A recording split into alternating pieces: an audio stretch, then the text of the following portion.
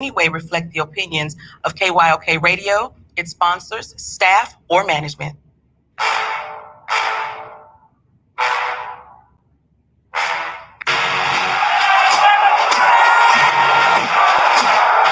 you walk out on that field today, ask yourself this question. What time is it? Game time! What time is it? Game time! What time is it? Game time! What time is it? Let's go! We ready! We ready! We ready! We ready! I'm going to the house! I'm going to the house! When I step on the field, I send one message. This is what it feels like. This is what it feels like. Football is getting hit. That's it. It's gonna be football now. What time is it? Game time. What time is it? Game time. What time is it? Game time. What time is it? Let's hunt now. Let's hunt now. Let's go. Let's hunt. We ready? I'm going to the house. I'm going to the house. We're talking about the Jets like we're talking about the Saints. You know, all this hollering, we the Miami Heat of football.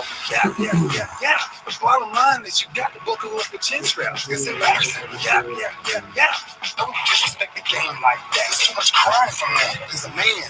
He can be a hit just like us. He's a man.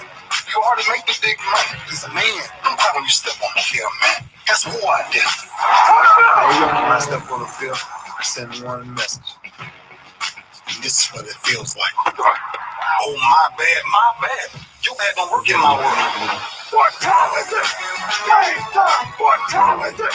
Game time. What time is it? Game time. What time is it? Let's go. Let's go. Let's go. We ready? I'm going to the house. I'm going to the house. It's a wrap.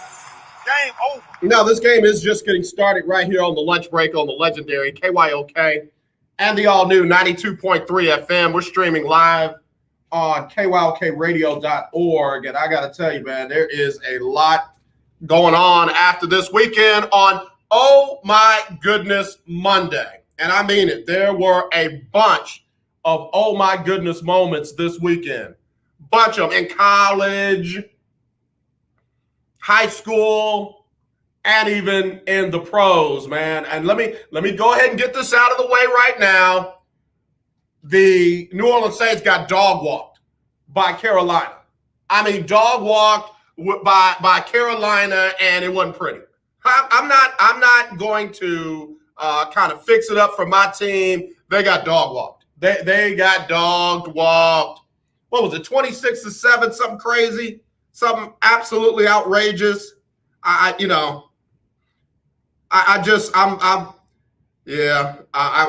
speechless. I didn't expect that.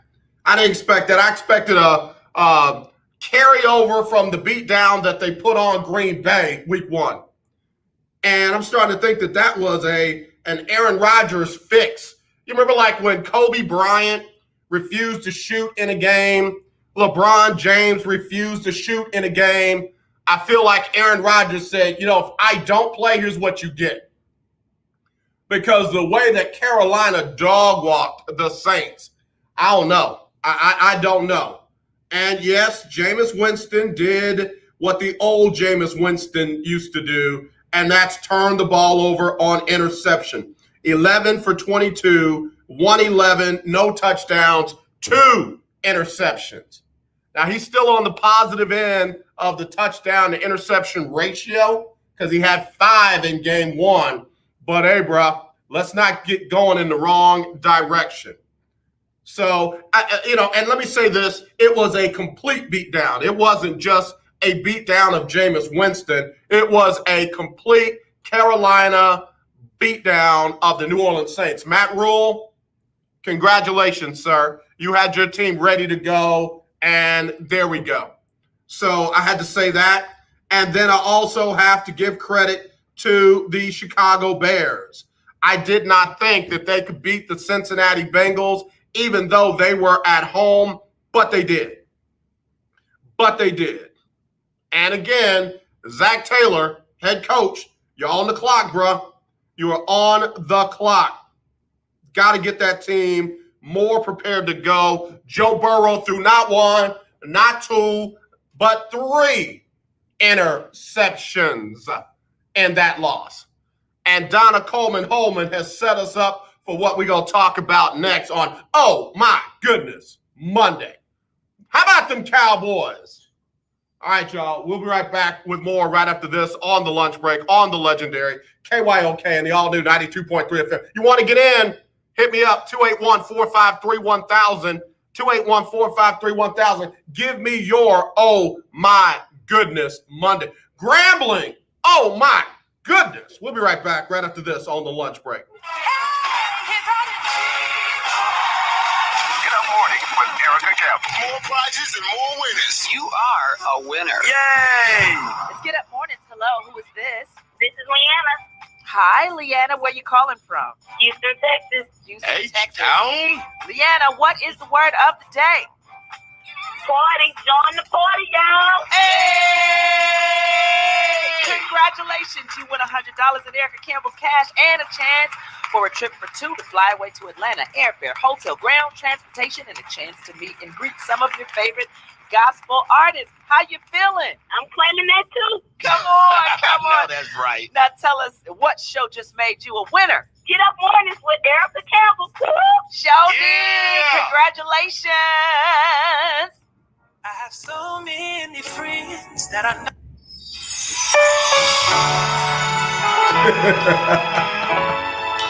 I'm Jacqueline Carr, and here is your winning strategy.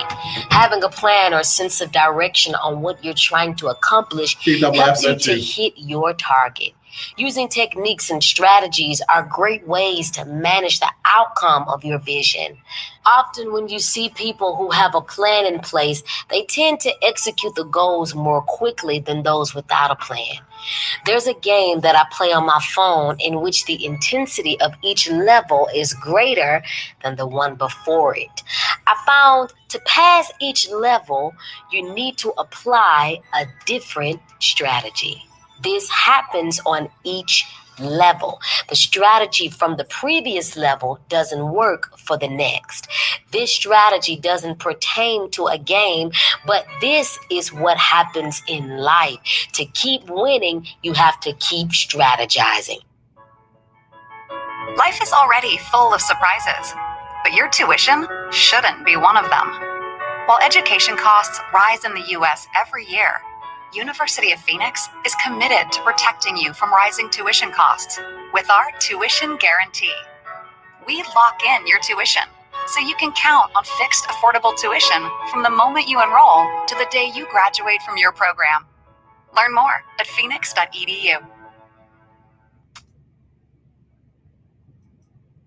Paying too much for term life insurance? There's a tremendous price war among the major term life companies. Rates have dropped dramatically in the past 2 years. For example, a man age 45 non-tobacco user, $1 million of coverage is only $75 per month, level for the next 10 years. Or a man age 50 non-tobacco user can buy $500,000 of coverage for a monthly premium of only $110. Guaranteed not to change for the next 20 years. That's right, level rates for 20 years. And if you're a smoker, we have great rates for you as well. At the Term Lifeline, we specialize in policies of $500,000 and above. So if you're looking for new or replacement term life insurance, call right now for a free quote. Rates and availability may vary by state. Sample rate quotes are based on preferred non-tobacco underwriting exam required to qualify.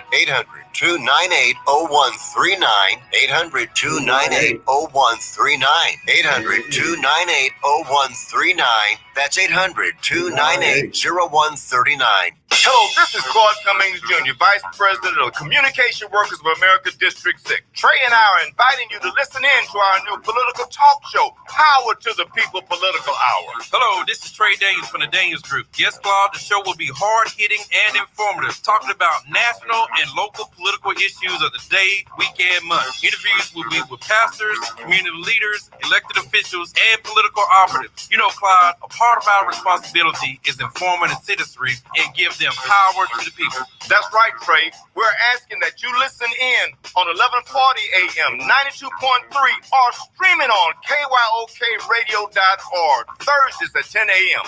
Got to give the people Give people what they want. gentlemen, KYOK 1140 AM and 92.3 FM. The legend continues. Hi, this is TJ from South Park. I listen to the lunch break with AJ Jones on 1140 AM and 92.3 FM. Yeah, man. I'm listening to that HBCU marching band. Let me just go ahead and get this off my chest. Can I get it off my chest? Grambling got beat like, and it wasn't. I'm trying to find the bright side. Grambling made some plays. They made some plays, but they could never sustain the drive. And they kept their defense out on the field far too long. I got to give credit to the defense because in the second half, they had a goal line stance like, get that out of here. Get off the field. I liked it. It showed some heart and it showed some pride. They were definitely outmatched, but, man, I just felt like that one got away from them. If they could have followed up their big plays with sustained drives, Grambling could have stayed in that game. But they didn't. 45-0. I was there, so don't tell me, oh, AJ, it couldn't have been all that close. All right, so here's the deal. Let me play that again. Where that at? Let me hit that back up. Come on, kick it. There it is. Grambling might have lost the football game, but, baby, they dominated the band battle at halftime. Grambling's world-famed marching band came out of those stands and handled their business at halftime. They marched on that field like it was 100-0 Grambling. And I was like, you better. And I could tell the folks at the stadium for U of H didn't know what to do because they were going to get popcorn and pretzels and hot dogs and stuff at halftime. It's like, no. Y'all don't know what you're doing. What you do is you watch Grambling, then you go get your popcorn, your hot dogs, your pretzels, and sodas. That's what you do. Because when U of H's band came out, I got sleepy. I was like, oh, man, it's late. Woo, I'm tired. I was like, you got to be kidding me. This was horrible. And if your child is in the U of H marching band, no disrespect, but they were horrible compared to Grambling's marching band. Horrible. As bad as the game was for the Grambling State Tigers football-wise, that's how bad it was for the U of H band-wise. It was horrible. It was 45-0. However many minutes Grambling did, it's like U of H did nothing. So if Grambling did 20 minutes, U of H, it was 20-0. It was that bad. It was that bad. And then, right before they go off, they do a little break it down. They do a little something where the whole band is dancing. I asked the question, what happens when you want to be in an HBCU marching band, but you can't dance? I know I had some people come for me. AJ, it's more than just dancing. The band is always about the music. I get it. Stop. And stop thinking I don't know HBCU marching bands. Y'all kill me because I've known about HBCU marching bands since before some of y'all were alive. Stop it. And just because you went to an HBCU doesn't mean you own the experience. Stop it. Stop it. I got aunts, uncles, cousins that graduated before HBCUs before some of your parents were alive. Stop it. Stop it. But it was it was like, man, if I wanted to be in an HBCU marching band and I ain't got no rhythm, movement rhythm, but I can play, what do you do? And somebody said, you pack the bus. You take the equipment off the field after the performance, that kind of stuff. I'm like, okay, that makes sense. Somebody said you watch Drumline and try and work on your rhythm. I'm like, okay. It was a great experience. Grambling marching band, outstanding as always. Great representation of the culture and HBCU community. I appreciate it. I really appreciate it. But game-wise, Coach Fobbs got to do a better job. I'm going to talk about it more in the second hour because that's our HBCU Stroll with Coach Johnnie Cole, formerly from Second Chance U and championship coach from the Texas Southern University. Well, I know Coach is going to be in rare form today. All right. CJ, you know what I'm talking about. Man, some of these young test tube babies come in thinking just because they hit the earth, everything started with them. Stop it. Stop. Just because I don't cover HBCU football 24/7 doesn't mean I don't know about the experience, the culture. I got an aunt that graduated with Mel Blount. Some of y'all weren't even around when Mel Blount played, let alone, know what we're talking about now. So I'm just saying. Great band play, though. Man, Grambling State Band is the real deal. TSU, Ocean of Soul, I know y'all tried to come for Grambling a couple of weeks ago. Stop it. Y'all good, but y'all ain't world famed. I'm just saying. It's going to be interesting because Grambling and Prairie View get together this weekend at the State Fair Classic. And that one's going to be something. Listen, I'm getting up there for show, but I'm definitely getting up there for the band.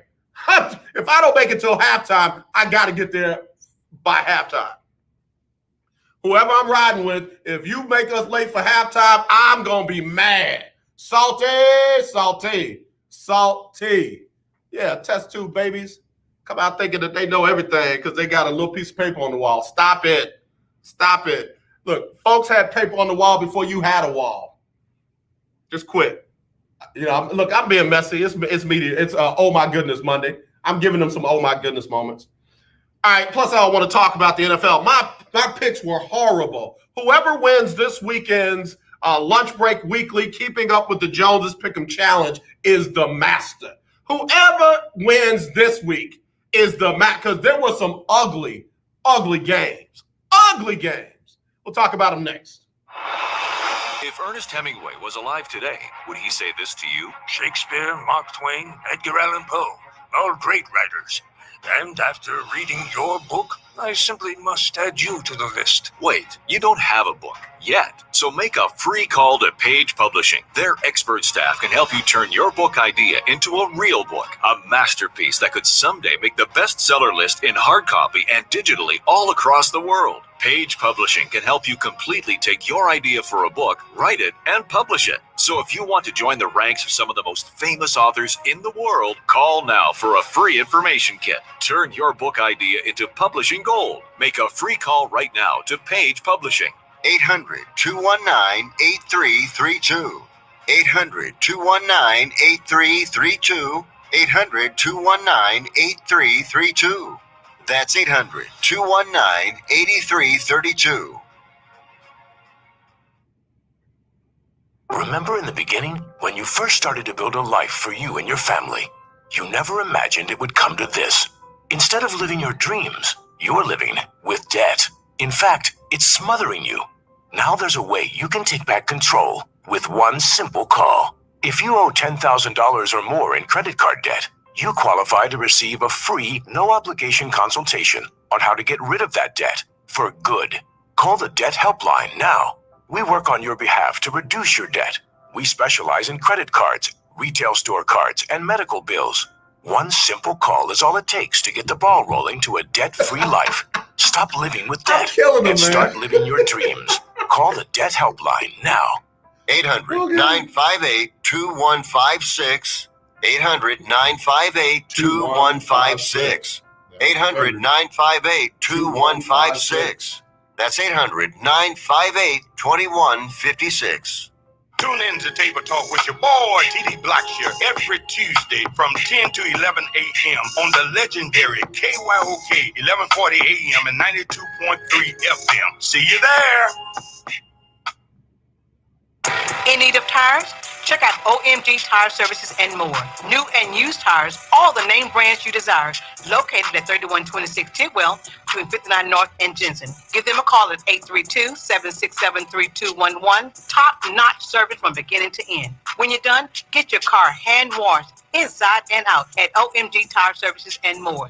Located at 3126 Tidwell, between 59 North and Jensen. Call 832-767-3211. That's 832-767-3211. Conveniently located on the north side. The legendary KYOK 1140 AM. The legendary KYOK 92.3 FM. Two radio stations in one. Hi, I'm Larry Scott, host of the Not So Christian and Me show. Join me Saturdays for great fun, interviews, music, and the latest news surrounding our world today. We are the show that cares to hear your voice and opinion with real conversation in a no judgment zone. So join me Saturdays from 1 to 2 p.m. on the Not So Christian and Me show, right here on the legendary KYOK Radio, 1140 a.m. and the all-new 92.3 FM and KYOKradio.org. This is Brian Courtney Wilson, and you're listening to The Lunch Break. All right, thank you, B. Appreciate it. He's got some great music out. In fact, he was on an interview I heard with Darlene McCoy. Top 15 with your girl, Darlene. Yeah, I heard him on that. He was amazing, man. Love Brian Courtney Wilson. Thanks for the drop, my brother. I'm kicking this HBCU music, of course. It's the HBCU Stroll today. We'll do that in the second hour. But big shout out to Camilio. He, of course, won tickets to the State Fair Classic. He'll be in the house Saturday. And he's an alum from Grambling. Bruh, I think it's going to be 3 tough weeks in a row. Just saying. Coach Five, man, I sure hope he's going to be all right. I told Camilio I was talking to Coach Five after the game, and he was acting like he was as cool as the other side of the pillow, in the words of the late, great Stuart Scott. Now, bro, that seat is hot. The Grambling alum don't play. You better get some wins under your belt right now, like this year. You're going to be sitting out there looking like Scott Frost at Nebraska. Scott Frost tried to jump up and beat Oklahoma this weekend. It's like, go sit down. Stop it. You ain't saving your job. Get out of here. Go ahead. Does that mean? That's mean, isn't it? Somebody say, AJ, stop being mean. Somebody say, AJ, stop being mean. CJ done caught the bug. She's a first-timer in the Lunch Break Weekly Keeping Up with the Joneses Challenge. So now she said the games kept me on the edge of my seat. She didn't even worry about the games before, but now that she's on this Lunch Break Weekly Keeping Up with the Joneses Challenge and she got her picks in, now she's trying to watch these games to see what her teams are going to do. That Cowboys game was a good one, man. Y'all say what you want to say about Dak. All he did was get his team in a position to win the game. I don't care about, he missed this open receiver. He missed that open receiver. He doesn't throw guys open. Stop with that stuff. Did they win? All right, leave it at that. For everyone who has hated on Lamar Jackson, say it with me, I apologize. Let's do it again. For everyone that hated on Lamar Jackson, and I don't care about your race, your creed, your national origin, don't care about your social status, political affiliation, it's everybody that hated on Lamar Jackson on, oh my goodness, Monday. Repeat after me. I apologize. Now, I'm not apologizing because I have never hated on him. I loved on him when he was at Louisville, not Louisville, but at Louisville. I loved on him when he got to Baltimore. I loved on him when they got rid of, what's the dude, the quarterback that they had. It don't matter. I loved on him then when they brought him in to the start and all the way at the end of that season, and even when he had a tough first half of that playoff game against the Chargers. Loved on him then. And last night, Joe Flacco. Last night when he pulled that thing out, I said, oh my goodness. Monday. I can't wait to get to these phones. Let me see who's on my phone. Hello, you live on the lunch break? Who's this? Hey, Dre, how you feel, babe? What you want, chump? What? Hey, man, I don't know if you received the same text that I received last night, but I got an alert. Somebody telling me that Lamar Jackson was a bum. Now, I don't know. Hold on, y'all. Hold on. Let me. I usually don't tell my business. But hold on, let me go back to my messages. Because I get a lot of messages. Let me. I'm scrolling. I'm still scrolling. and I'm scrolling. I plead the fifth. No. Don't you plead nothing. Last night at 7:27 p.m., some dude named that I got in this phone named The Greatest text me these 3 words: Lamar Jackson, overrated. Well, I mean, I have been doing a little drinking yesterday. Took a little extra milk. You better confess on this Christian radio station. You better confess your soul. Sisters and brothers, I've sinned. Forgive me, Father, for I've sinned. And I know now what I was talking about. Please pray for me, bruh. I got to get a young man credit. But no. I'm not letting you off the hook that easy, man. Listen to this. It always be your own kind pulling a brother down. You see where I went? Your new nickname, you know what your new nickname is? Not The Greatest. Your new nickname is Crab in a Bucket. Well, I'll accept my sentence.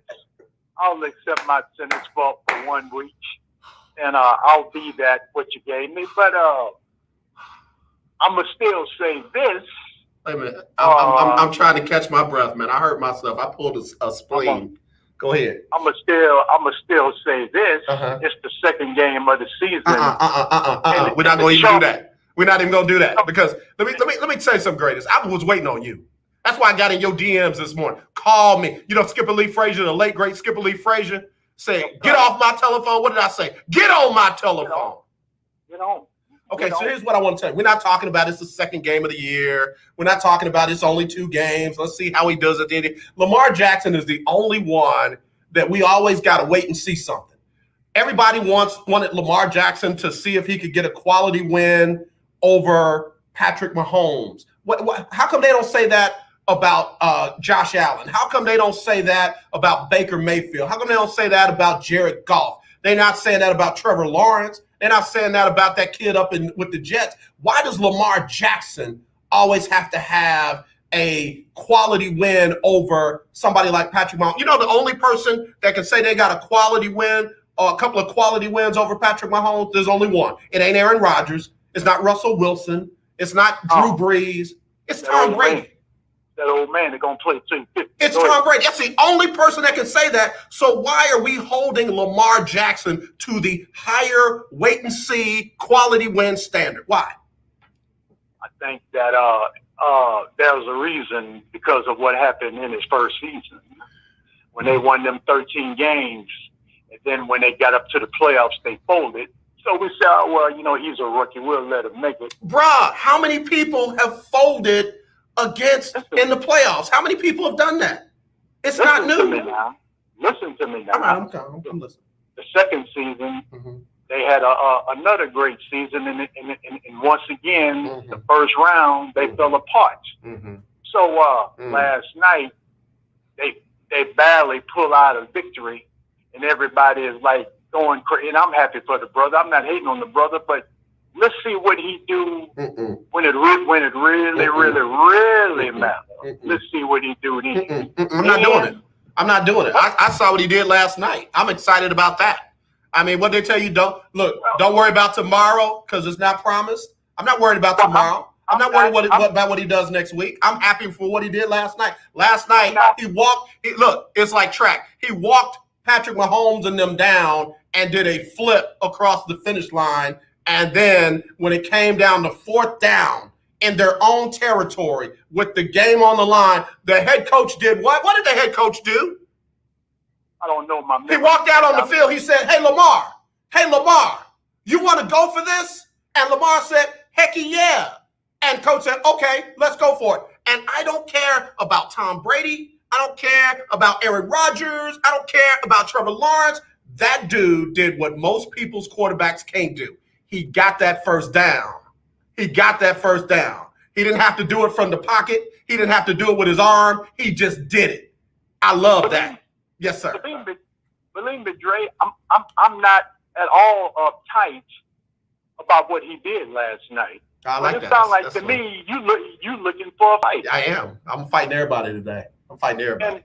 Well, I mean, I give you credit. I was wrong. I admit I was wrong. I remember, the good book. I think you preached about this yesterday. Be quick to listen, slow to respond. Be quick to hear. I'm doing what the congregation does. Lord know my heart. I had to lay my religion down. Girl, I shouldn't have said it. I shouldn't have done it. I'm doing it today. I'm saying it. I'm getting everybody today. Say it with me now. I just had a class before you came on. For everybody that hated on Lamar Jackson, say this with me. I apologize. I the greatest. Well, I'm gonna do like the Fonz did on Happy Days. I wasn't right. I was rude. I wasn't right. I was rude. I apologize. I was wrong. Okay. Okay. That's all. That's all we want. That's all we want. I'm Lamar Jackson's agent today. We just want those apologies. That's all. Now, I don't know how close you are to commercial break. How much time I got? Oh, you keep talking. You got time today. I got time for you, and you got time for me. Yes, sir. In the words of James Evans Jr., moving on. Okay, Thursday night, the Texans play.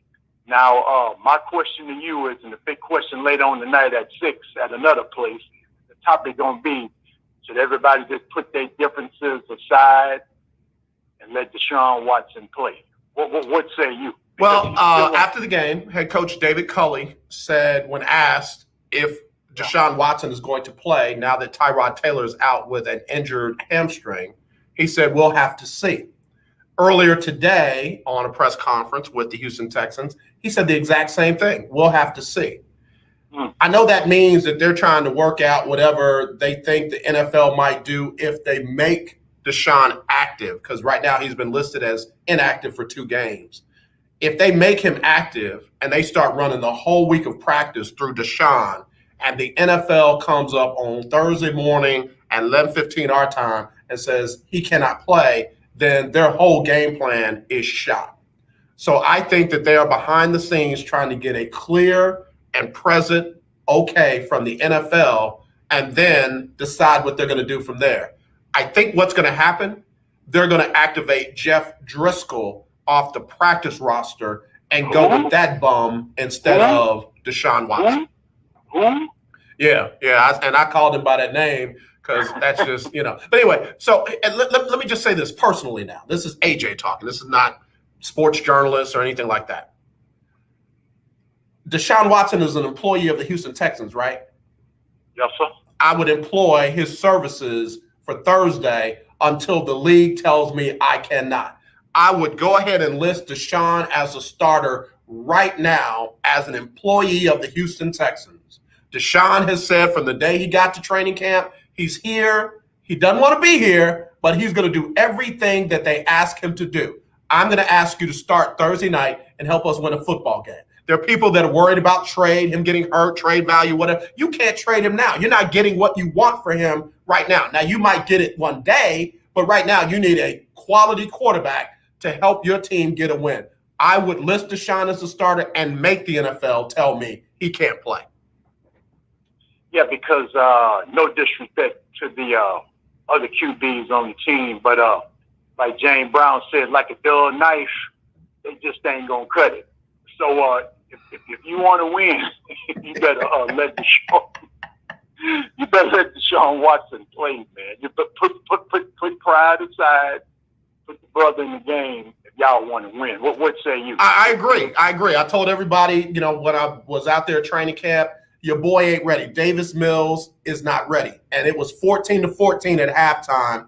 They brought in Davis Mills, his second series. He threw a INT, and all of a sudden the game got away from them, 31-21. They put up 7 points, and they, put their defense back on the field too often, and sure enough, they end up losing. So, I said if Davis Mills get in there, it's going to be a problem, and that's what it is. They got to get him and Jeff Driscoll off the field and put Deshaun Watson in.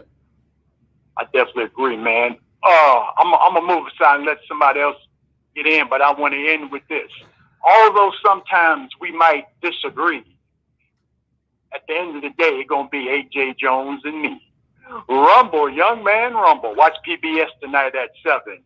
I love you, greatest, and I mean that, man. I came strong on it, but he know I'm messing with him, and I know he's messing with me. But yeah, he sent me that text message earlier talking about Lamar Jackson overrated. I'm like, wait, what? Is the game over? And sure enough, just like I thought, Lamar showed up and showed out. And for a head coach with the tenure of John Harbaugh, not Jim, John, to run out there on the field and say, hey, Lamar. And Lamar clearly didn't hear him the first couple of times. He could have easily said, never mind, we ain't going, punt team. But no, he didn't do that. He made sure he got feedback from the guy he trusts.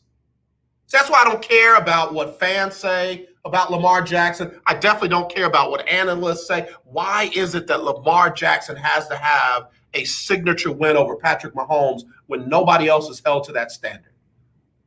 You can say what you want about all these other quarterbacks.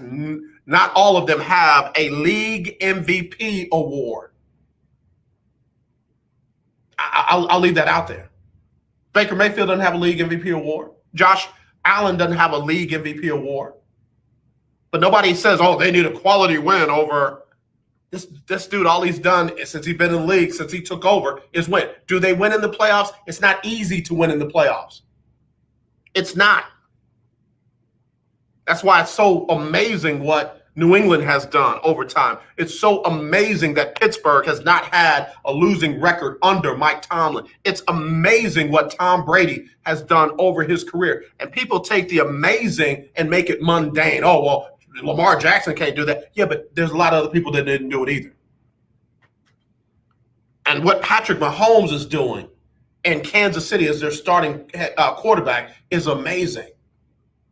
AFC Championship game, Super Bowl. That's his career.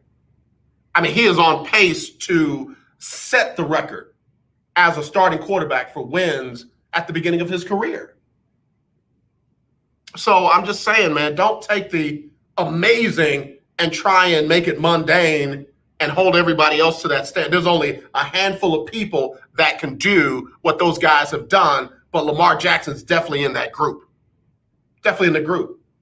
And then once he starts winning playoff games, I already know what the narrative is going to be. Well, yeah, let's see him do it again. Stop. Say that about Tom Brady. Let's see him do it again. Say that about Aaron Rodgers. Let's see him do it again. Aaron Rodgers, as great as he is, has how many Super Bowl victories? How many Super Bowl appearances? So right now you're telling me Eli Manning is better than Aaron Rodgers. I'll be right back right after this. Oh, my goodness, Monday on the lunch break. Nobody wants to get ripped off, broken into, or robbed, but nobody wants to pay a lot of money to have their home protected either. I've got an offer to tell you about to provide home security for your home for less than $1 a day. For real, with no installation or equipment charges. And this is from a company rated #1 by a leading consumer research company. According to the facts, most of you won't even call unless there's a burglary in your neighborhood or something bad happens. So let's give you a reason. Save money. For less than $1 a day with no other costs, you can get your home secured. Plus, get a lifetime equipment replacement warranty. You need protection for your home. Call the Home Security Hotline right now. 800-561-6198. 800-561-6198. 800-561-6198. Again, that's 800-561-6198. Do you have high blood pressure or diabetes? Are you over the age of 65 and covered by Medicare? Then pay close attention to this message. Medicare has introduced some new benefits to help consumers during these cautious COVID-19 times. They realize many of you don't want to leave your home to visit a doctor. So now you can get a remote patient monitoring device shipped to your home at little or no cost to you. Now your doctor can identify your problems in real time, which could potentially save your life. Victory Medical can easily ship this monitoring device directly to your home at little or no cost to you. If you have high blood pressure or diabetes and you're covered by Medicare. Make this free call right now to see if you qualify for a new remote patient monitoring device. Call now. 800-213-9527. 800-213-9527. 800-213-9527. That's 800-213-9527. Do you have a home that you don't want anymore? We can buy it from you within 24 hours, any home, size, or condition. For over 20 years, we've been buying homes for cash and helping homeowners sell their homes immediately, with no listings or strangers walking through your home. Are you moving? Did you lose your job? Going through a divorce? Whatever the reason, if you're in a bind and you know that you need to sell your house fast, call the expert team at I Need to Sell My House Fast. We'll make you a serious cash offer to buy your home in 24 hours and let you walk away from it. No listing, no waiting. Sell any home, any size, any condition now. Call the expert team at I Need to Sell My House Fast. Make this free call now. 800-306-1760. 800-306-1760. 800-306-1760. TK is not on my thing. 306-1760. What? 11:40 a.m. and 92.3 FM. The legendary KYOK. My name is Devon McDonald from Jamaica. Play with Indianapolis Colts. And listen, you listen to the lunch break. TK, man, I got to tell you, that young lady is somebody special to me. Formerly of the Texas Southern University. You better get in. You better get in when Coach come in. All right, let me go to the phone line, though, real quick. I got Call of the Year 2017. Ferdinand on the phone. Ferdinand, what's wrong with these people in Lamar Jackson? What's wrong with that? What they talking about? Well, first of all, AJ Lunchbreaker, Lamar Jackson is okay, man. He hadn't made any mistakes that any other quarterback in the league made. He's just a quarterback. The boy, one thing he can do is mature. TK, I didn't know and that. get better. Once the offense is able, AJ, to give you enough points, the defense has to stand up and do their job. On football games, AJ, the game isn't over. You see the zero. Now, if I can get a point ahead of AJ, and then it hits zero, I win. It doesn't matter if I have 20 points. It doesn't matter if I have 1 point. However it takes for you to a person to stop, continue to fight AJ until the game is over. That's how you win games. Ferdinand, I hate to do this to you. I did it to you the other day, and I don't hold it against you, my brother. Okay. We'll chop it up at another time. All right, but real quick before you go, what do you do with Deshaun Watson for Thursday night? What do you do? If anybody's on your roster, AJ, and they can play despite what's going on, you play them. Tyrod Taylor was a big letdown on getting hurt. That was a loss that we could have very well won that game. Both teams were compatible. You played Deshaun on Thursday. You play Deshaun until you can't play him. He's on your team. He's getting paid millions, and I got to go. He's getting paid millions. He's on the team. He's not off the team. He's playing until Tyrod can fill up, until the litigations come to pass for Deshaun. Yeah, I agree with you. 100%. Ferdinand, love you for free, brother. You have a good rest of your day. We'll talk soon. I appreciate it. All right. Hey, I had to get him in early. Wait a minute. Where do you go? Coach, come back. Coach, come back. Come back. TK, I did not know. TK, get at me. Please get at me. Ladies and gentlemen, hold on. Let me get some music. Let me get some theme music. Bring me in right now. I got to get it right. I'm talking about the coach that brought a championship to Third Ward. I'm not talking about the north side of Third Ward. I'm talking about the south side.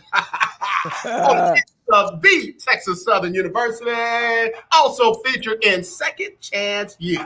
It's the Coach, Johnnie Cole, about to take our HBCU Stroll. Coach, how you feel?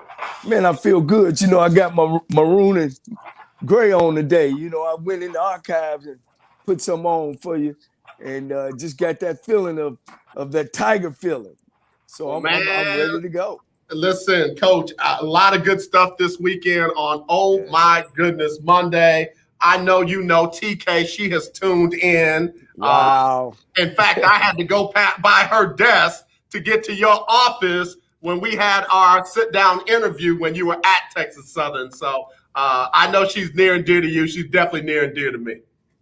That's my girl. She did a great job for me. She made sure that things was right. She was my football ops person. She was very good to me. I mean, she would think out in front of me. She was my brain. She was my bronze. Sometimes I used to call her my bulldog. She kept folks off of me.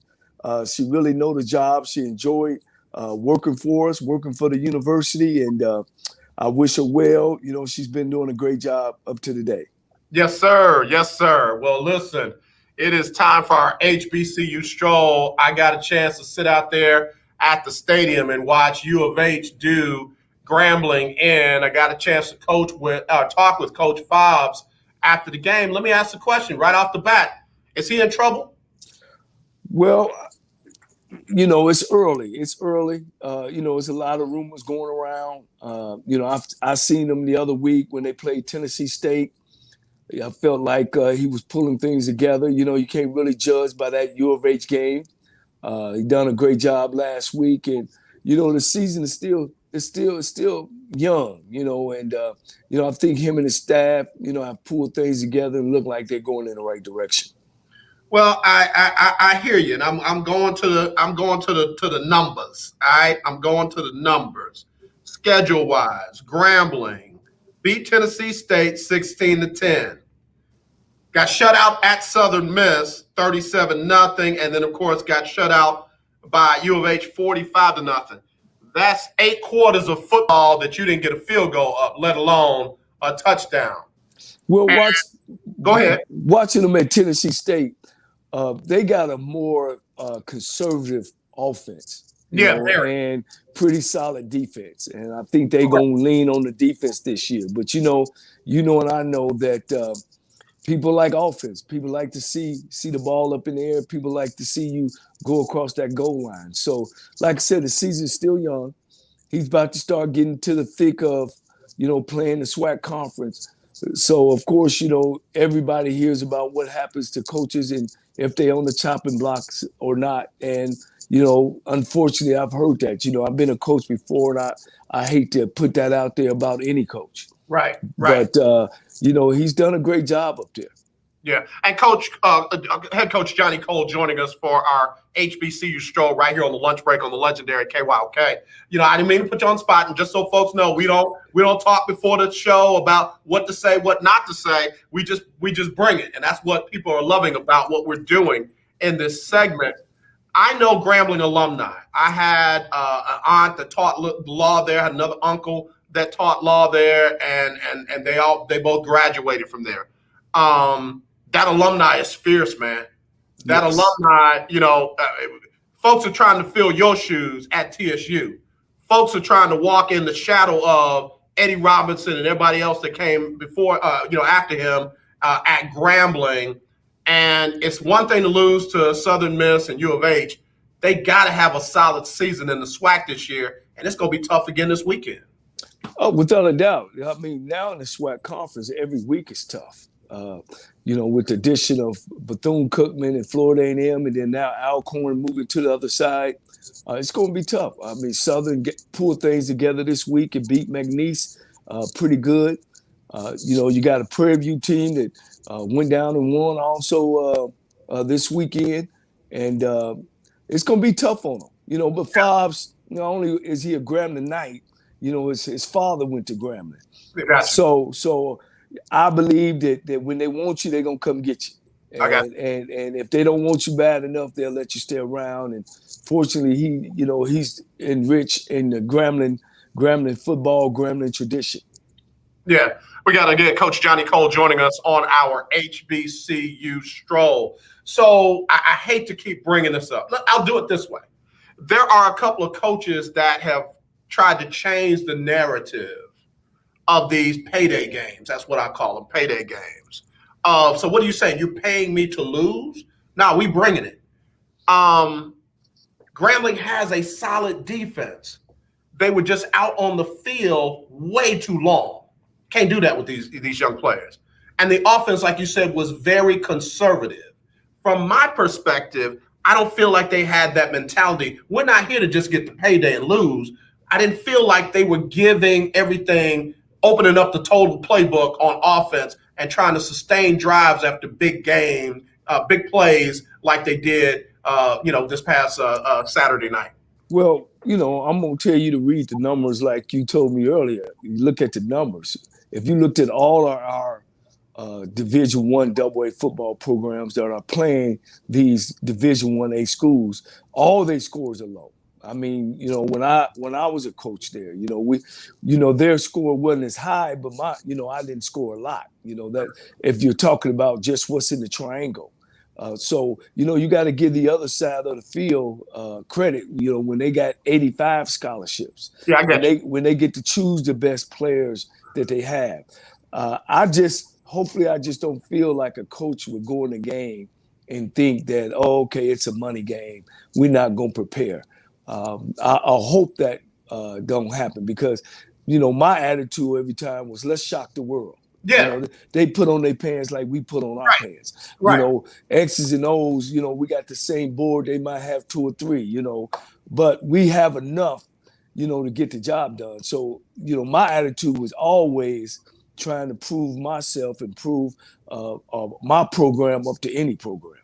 Yeah, and Coach, that's why I give you credit. And I said I want to just put it all on, the guys that have come in the league, over the last year or this year.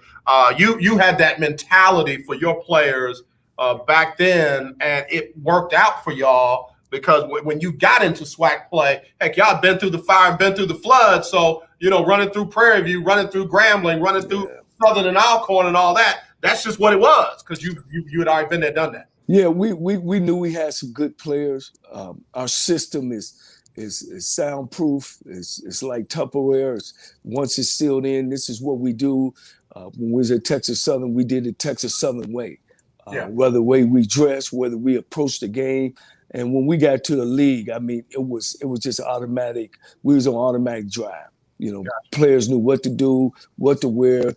Coaches knew what the expectation from the program. And no one player, no one coach were bigger than the football team. Yeah. Coach, I got a question that came in, and this is from, let's see, 713-848. AJ, ask Coach, do they go after 5-star and 4-star athletes even though they might choose a bigger school? Did you recruit the 5-star and the 4-star athletes even though you were at the same table that Alabama and Auburn and Tennessee and Oklahoma were? Oh, without a doubt. When I was at Tennessee State, I had the Tennessee State coaches calling me about different players that I had actually got. I always felt if you were recruiting one of those kids, they had to show some interest. And if they didn't show no interest, I had to move on. I couldn't drag it on and try to convince him. You got to try to go after them. And it ain't no secret that most kids want to go Division I A football. So you have to wait around in a 1AA program. So my philosophy was always I didn't want to run out and sign all the kids early. I wanted to make sure I had scholarships for the Division I A players after spring ball because then that's when they make their cuts. And then I always kept a couple in the summer so when some popped up and eligible needs to go to summer school. But on the 1AA level, you are not going to be a winning football program with high school kids. I'm not saying don't recruit them, but you're not. Yeah, because the big schools get the best ones, and then the ones that's ineligible but eligible for D2 go to D2 because nobody wants to sit out. So what that leads with the 1AA schools, we wait for transfers, we try to wait for junior college players. Because we're in a world now, it's microwave. It's what have you done for me lately? Yeah. We're not sitting around 4 or 5 years and saying, okay, he building a program. On year 3, you better be competing for a title or you better be going to Walmart and get some bags to be packing up. Coach, stay right there. Let me hit the top of the hour. We'll be right back.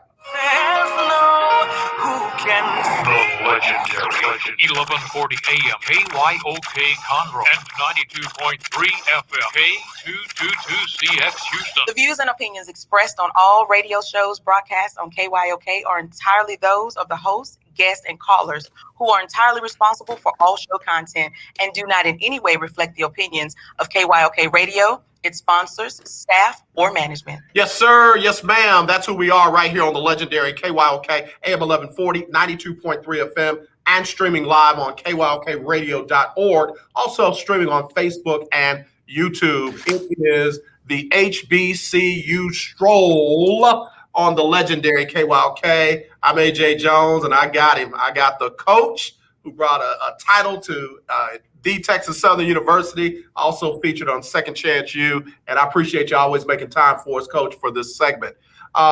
You said something very important, talking about transfers and other players and not being able to just win with high school players. The transfer portal is out there now, and a lot of people that I talk to who have been around the game for a long time don't like it.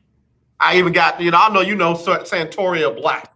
He doesn't like it. He thinks it's killing the game. What are your thoughts about the transfer portal that they have in place today?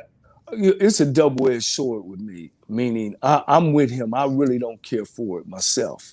But on the other hand, then the NCAA gets involved, and I've never coached in the transfer portal, so it was always you contact the kid before he had got a release form and all this crazy. Where you made a phone call to him. So I think the NCAA kind of screwed that one up.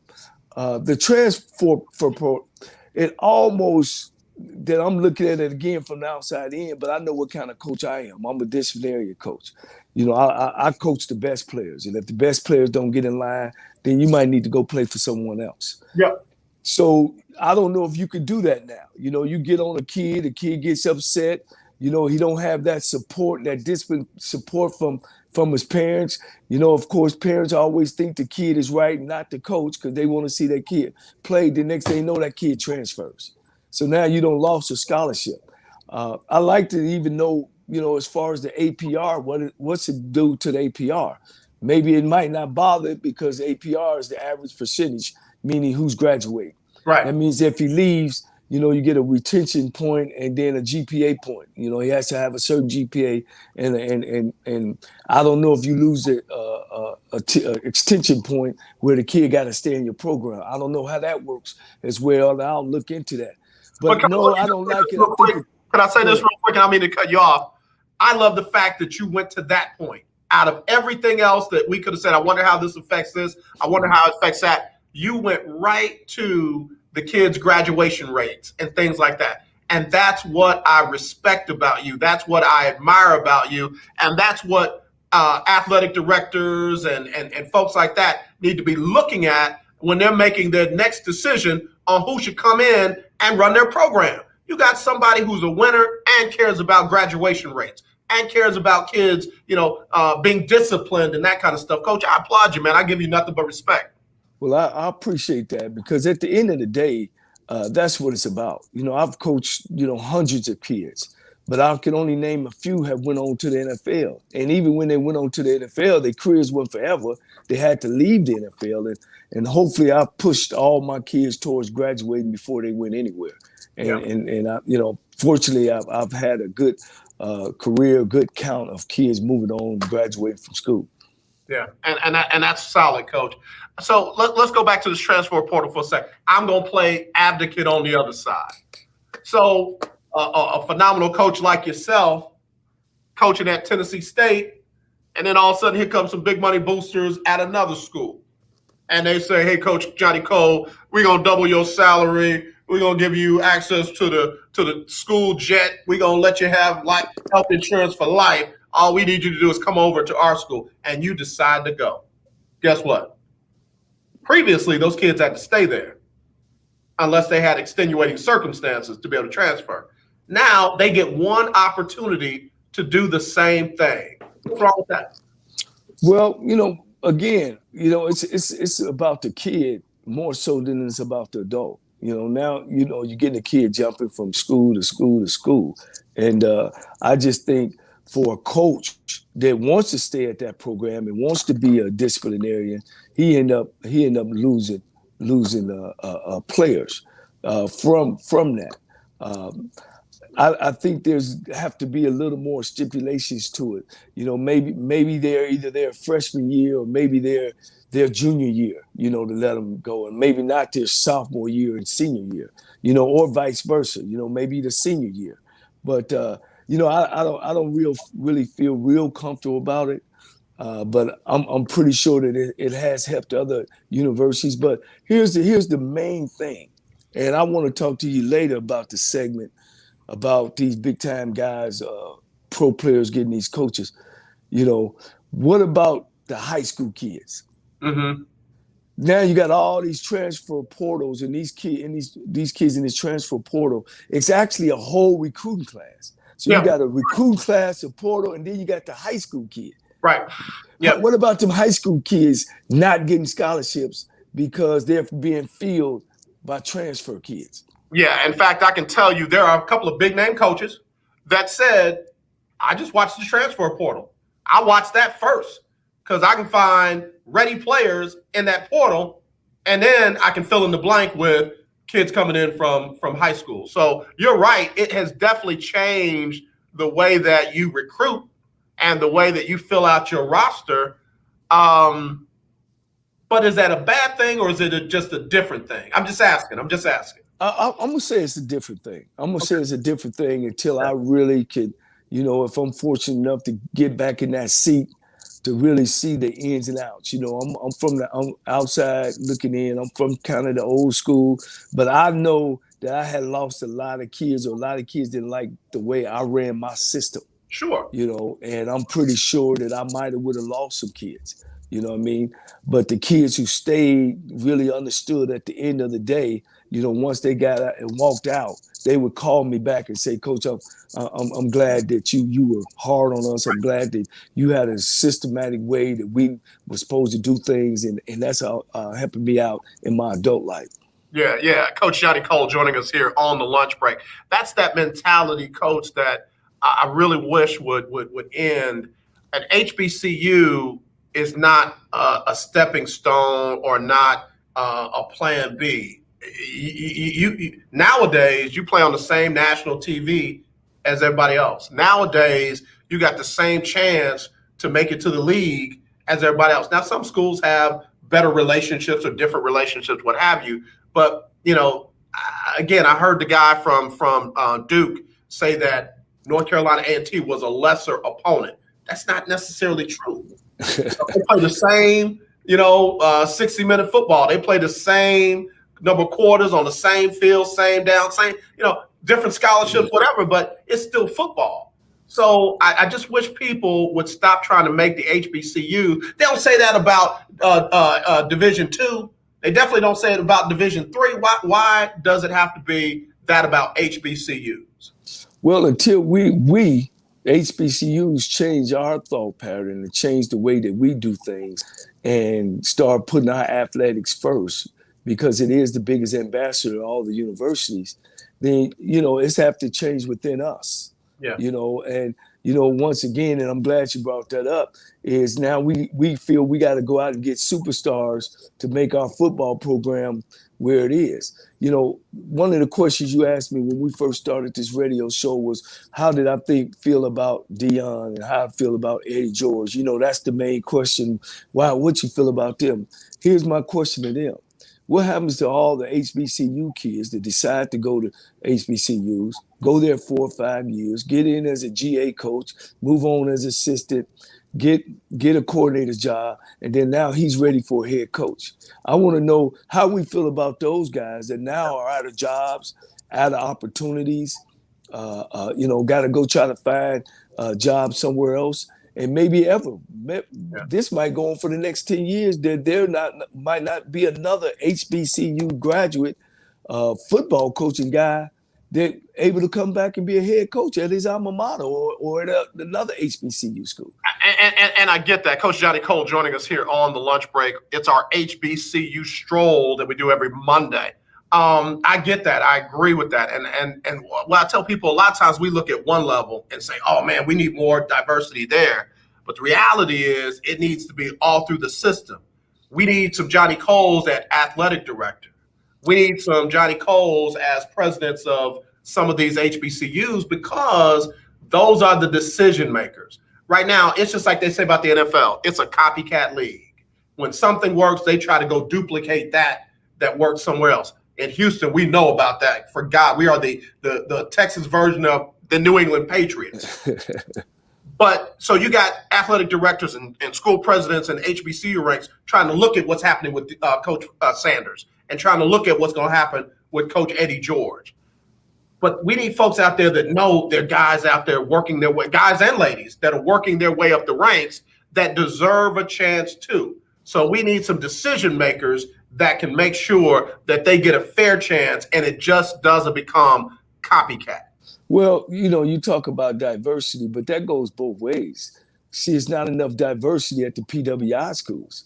Until those faces who's making those changes, we're all jumping on the bandwagon of Deion, and he's doing a phenomenal job. I want to make sure that I understand it. He's doing a phenomenal job. But until we change the faces. Yeah, until we change the faces of who making decisions, it ain't gonna come from a football coach. It's gonna come from just what you say: athletic directors, presidents. We need to give HBCU graduates more credit. I guarantee, I don't know if it's a stat or not, but I know this from growing up going to school in HBCU and learning how to do so much with so little. I could do anything with just a small amount. So when I get on a job site or something, I mean, Jesus, I mean, we excel. We excel. I guarantee you 10, 20 times more than a kid that's going to a PWI and finishing up. And we don't have as much as they do, but we have to be more creative. I mean, we're not just getting on the job status quo. And like you said, it's a copycat league in the NFL. See, they hard within each other. They hire each other's sons, brother-in-laws, sister-in-laws, and never changing the face of who's making those decisions. But at HBCU, that's where we go. Oh, we need to be diverse. We need to be. No, we got the answer over there. Our graduates are successful. And that's what I say. When I say diversity, I don't mean diversity culturally. I mean, when I say diversity, I mean, I know Head Coach Johnnie Cole wants to be a football coach. But there's somebody that needs to be stepping into that athletic director role. There's somebody who wants to shoot to be the president that has an appreciation for those folks that work their way up the ranks in all levels of the university, not just go out and get the professional player from, the NFL and bring them in because that's going to do what they did down there at Jackson State, or that's going to do what they did up there at Tennessee State. We need some folks in that pipeline that understand that pipeline and what it means to work your way up through that system. Well, the most successful coaches, and I don't know, you ain't never thought of, I'm a SWAC guy in the last 40 years, have been graduates from the universities. I could name a whole bunch of coaches. We had Lionel Taylor. He wasn't successful. Joe Redmond outside, he wasn't successful. You had a lot of other coaches from a lot of other players. We had Walter Highsmith at our university. We had Mike Haywood came through, and Mike's a dear friend of mine. And I know Mike coached at Michigan State, LSU, won in Miami, Ohio. Great coach, but he came to our conference and wasn't successful. So it's so many, and you can't get a guy with more background than him. So it's been many of them have came, many of them have tried, and many of them have failed as well. But the guys who win our conference usually are black college guys from black college coaches. No, schools. I'm sorry. It's not easy, or everybody would do it. So that's why I respect the U's and the Coach Robinsons and a lot of other coaches that have been, abundantly successful. We got to take a break, Coach. When we come back, let's talk about some of the scores of these games from this weekend right here on the lunch break on the legendary KYOK. It's our HBCU Stroll. Get up mornings with Erica Campbell. Using more winners. You are a winner. Yay! Let's get up mornings. Hello, who is this? This is Leanna.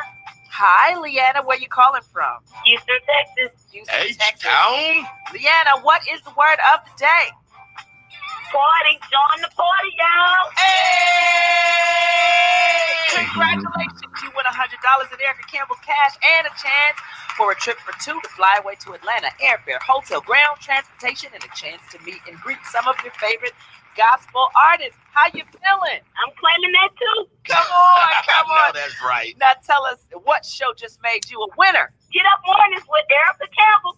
Show did. Congratulations. I have so many friends that I know. Are you paying too much for term life insurance? There's a tremendous price war among the major term life companies. Rates have dropped dramatically in the past 2 years. For example, a man age 45 non-tobacco user, $1 million of coverage is only $75 per month, level for the next 10 years. Or a man age 50 non-tobacco user can buy $500,000 of coverage for a monthly premium of only $110. Guaranteed not to change for the next 20 years. That's right, level rates for 20 years. And if you're a smoker, we have great rates for you as well. At the Term Lifeline, we specialize in policies of $500,000 and above. So if you're looking for new or replacement term life insurance, call right now for a free quote. Rates and availability may vary by state. Sample rate quotes are based on preferred non-tobacco underwriting exam required to qualify. 800-298-0139. 800-298-0139. 800-298-0139. That's 800-298-0139.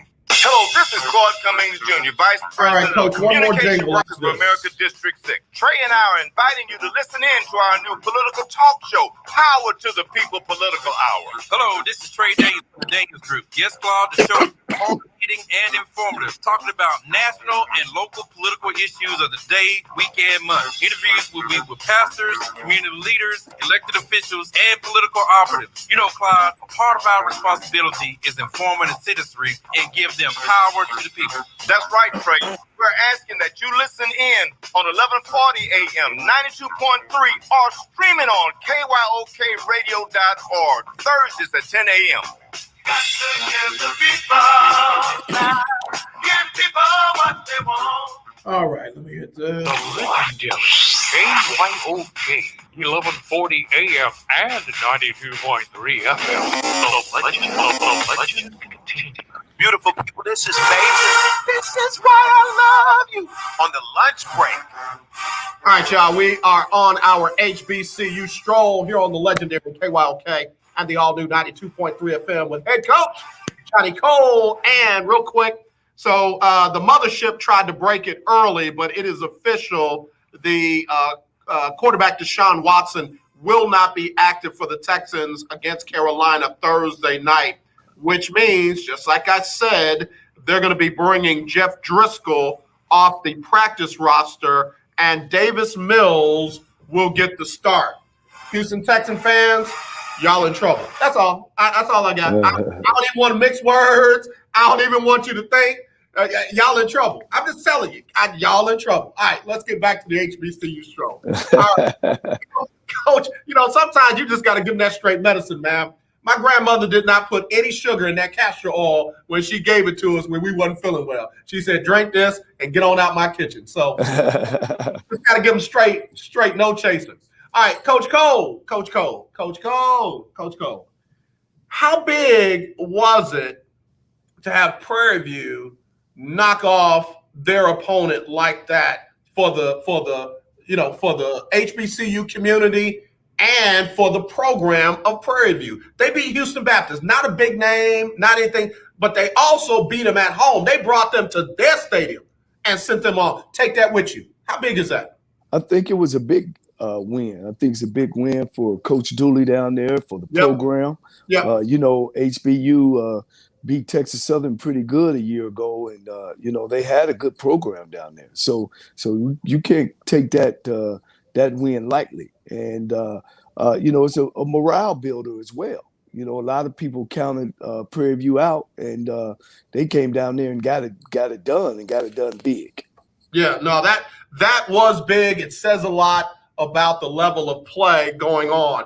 That sets things up for a big matchup this weekend between Prairie View and Grambling at the State Fair Classic. Prairie View, of course, coming in with momentum. Grambling coming in with, let's put last weekend behind us and get ready for conference play. What do you think we should see this weekend?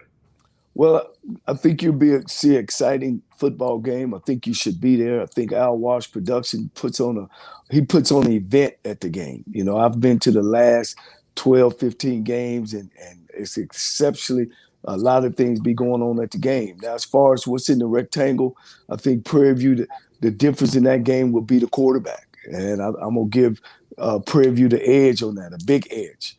I think the defense, I'm going to go. Uh-oh, Coach, we lost your audio. Can you hear me? Can you hear me now? Yeah, we got you back. Yes, sir. Okay, and I'm gonna give the defense to Grambling. You know, they play pretty solid. They play two good football teams these last 2 weeks, so the game will slow down a little bit for them. But I look for Prairie View to win this one. Prairie View hadn't beat Grambling a whole bunch in the past years, but I think this one is Prairie View's. I think Coach Dooley has done a great job of going out and recruiting again the quarterback to add on to other pieces that he had. I definitely want to give you that. There was a really good game on Thursday night that we didn't get a chance to talk about either. That was Alabama A&M and Bethune-Cookman. And let's just go on and say it. That young man, Akil Glass, is the real deal. You know, folks look at his completion percentage and everything like that. That doesn't always tell the whole story. That young man came up big when he needed to come up big. He answered every point that Bethune put on the board, but it was still a very entertaining matchup. What were your thoughts from that game?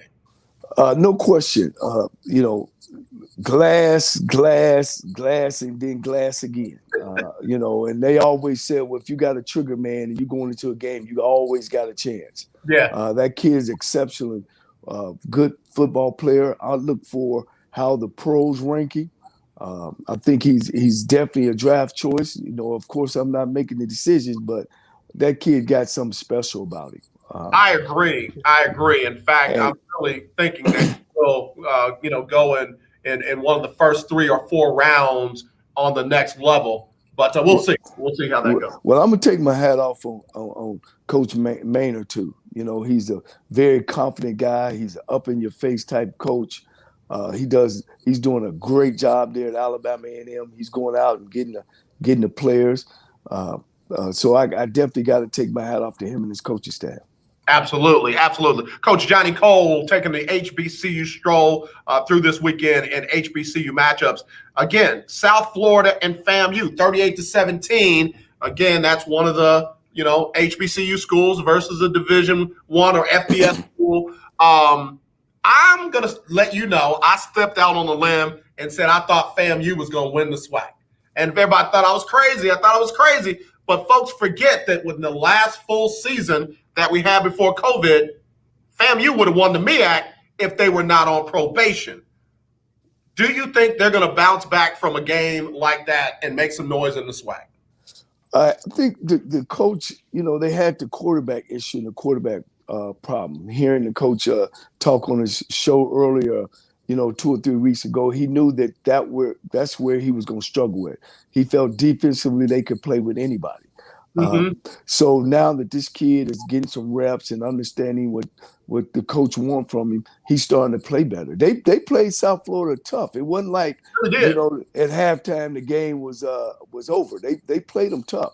And in the overall of seeing all the black college this past weekend, I felt real good about our conference. Yeah. They played everybody pretty tough. Nobody just came in and laid down on the ground. Yep. You're right. Because if I go down, Alcorn gave South Alabama all they could handle, 28-21. Alcorn's defense is for real, but Alcorn knows how to put points on the board as well.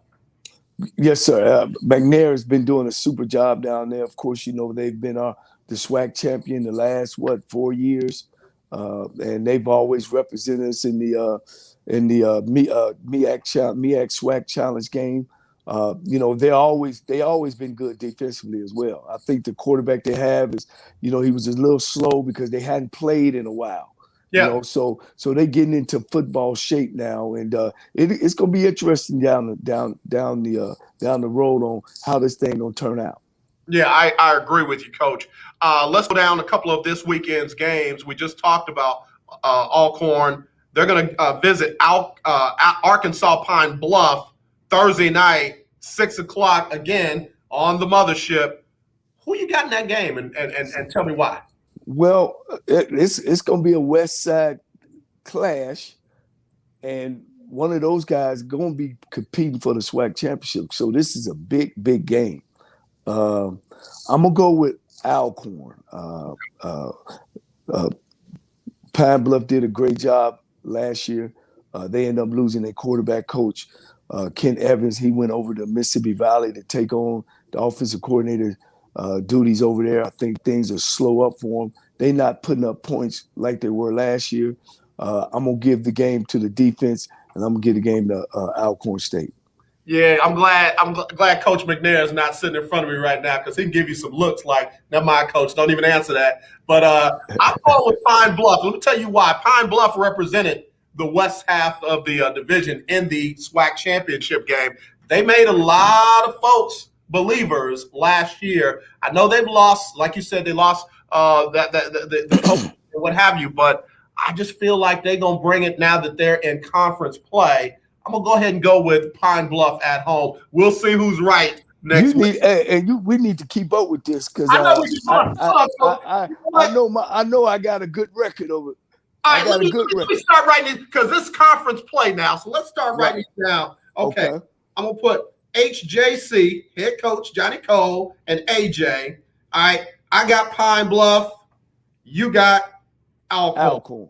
All right. So there we go. Let's go to this next one, because I have a feeling I'm going to beat you, Coach. I'm kind of tough to keep up with now. Just letting you know. I'm just letting you know. All right. Delta State and Jackson State. That'll be Saturday at 2 o'clock. I'm going Jackson State. I'm going Jackson State too. All right. So JSU. All right. Here we go. Next one. Grambling and Prairie View. Who you got? I got Prairie View. Coach, we can't pick the same teams and beat each other now. I got Prairie View. That's okay. I got Prairie View. Well, we don't want to pick the wrong ones. You ain't going to pick them wrong just so I can win, right? Right. All right. This is going to be a good one. Tuskegee and Alabama A&M. Oh, no, that's easy. That's Alabama A&M all the way. Coach, I'm not just saying it because you said it. I'm going Alabama A&M. I'm not betting against Akil Glass. I'm not. What are they doing down there, Tuskegee? Are they all right down there?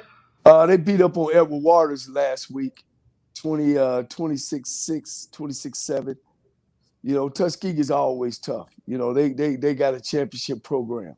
Yeah. I'm going to give that to you. All right, this is another good one. Bethune-Cookman visiting Alabama State. Who you got? That's a good game. Good game. Good game. I'm gonna go with Bethune-Cookman. Oh, Coach, you can't do that. I was going with Bethune, but you know what? I'm going to branch off on you. I'm going Alabama State at home. Although that Bethune-Cookman defense is for real, man. They for real. They for real. All right, Texas Southern's in trouble again. I hate to do this to you. You gonna be all right? Man. They go visit Rice. Who made their schedule? Who made their schedule? He wasn't a friend of the head coach. and we don't need that much money down at Texas Southern now. We one of the most richest schools in the conference. Yes, I know. So I don't know, but they weren't the head coach's friend, and I hope he didn't do it. You know, and maybe it might be some in his contract. Yeah, well, look, I agree. I think we're both going with Rice in that one, right? Yes, sir. All right. And then Southern at Mississippi Valley State. That game will be Sunday. Southern at Mississippi Valley State. Who you got, Coach? Southern. All right, I'm going with SU too. All right, here we go. Let me read them off to you. All right, in the first game, you're going with Alcorn. I'm going with Pine Bluff. We're both going with Jackson State. We're both going with Prairie View. We're both going with Alabama A&M. You're going with Bethune-Cookman. I'm going with Alabama State. We're both going with Rice, and we're both going with Southern. I see no losses on my side. I hope you be all right come Monday. Oh, wow. Coach, Let's go over to the BAC. Different conference. I want to look at some of the games that they had. Hampton beat Howard 48-32. I thought it was going to be a tough year for Howard this year. But I told you that Hampton would win that game. They got a kid that I know his father. His father was a coach in our district. A guy named Jet Duffy. Runs 4.3 quarterback. Transferred from Texas Tech. Okay. And I kind of helped his father search around for schools. Okay. And he ended up at Hampton. He can do it. Okay. Well, he did it. If you look at their scores, he's been putting the numbers up. That's what's up. I like that for Hampton, too. A lot of folks thought that they were going to fall off. They had a big-name kid that transferred out. And a lot of folks thought that they would fall out, but they hanging in there. Morgan State lost to Sacred Heart. Morgan State is an interesting school. A couple years ago, when A&T was on a roll, Morgan State beat the brakes off of them. How does a game like that happen? When you play a school that you're supposed to beat, how does that happen? Well, I got to take up for A&T. You know, they didn't have their starting quarterback, and they were missing a couple other players due to injury. And Morgan State having, the moon showed up right, and the rain stopped, and the clouds cleared up.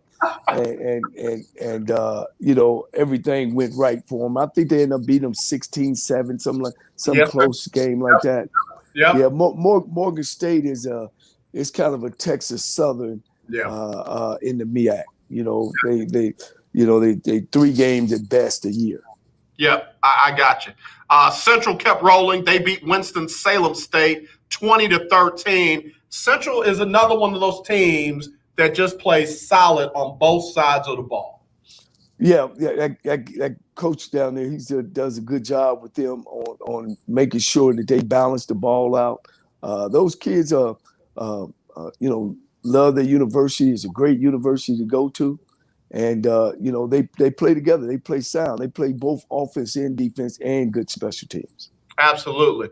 Big Time Floyd just gave you a lot of love. Hello, AJ and Johnny and the Breakers. I would love to see you get back in coaching. TSU has not done anything since you left after winning the SWAC chip. I enjoy the weekly commentary on HBCUs.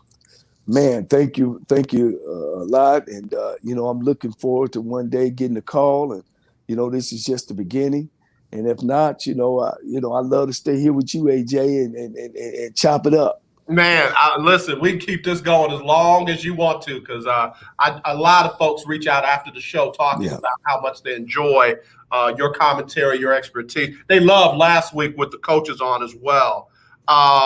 Let's get back to these games. Norfolk State all over Elizabeth City, 63-26.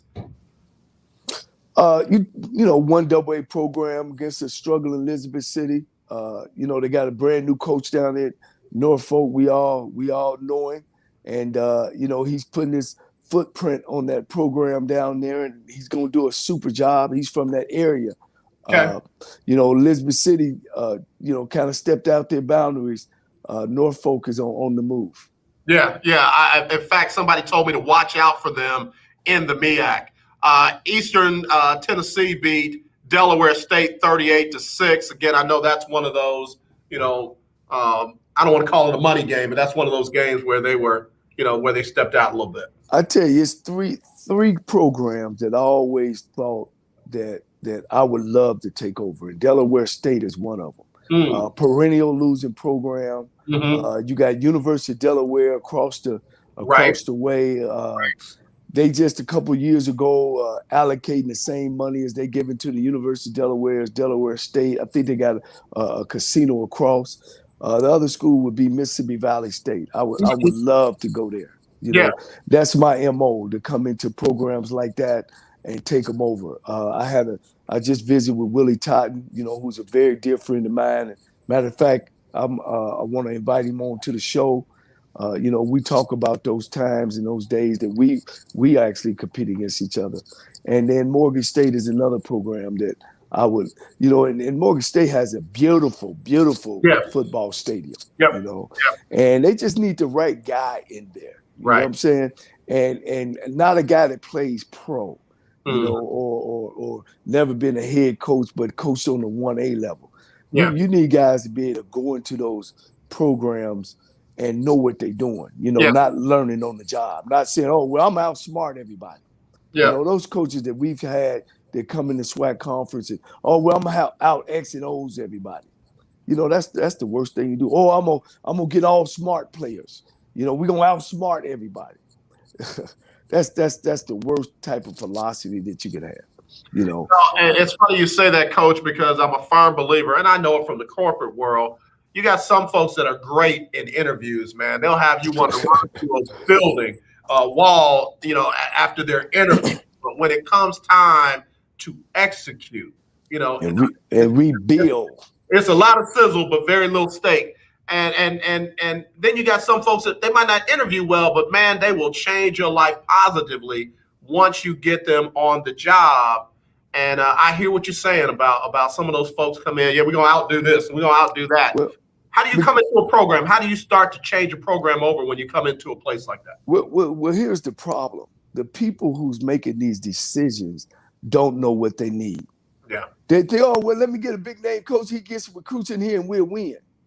They got to know what we need. Right. You know, I'm a transformer coach.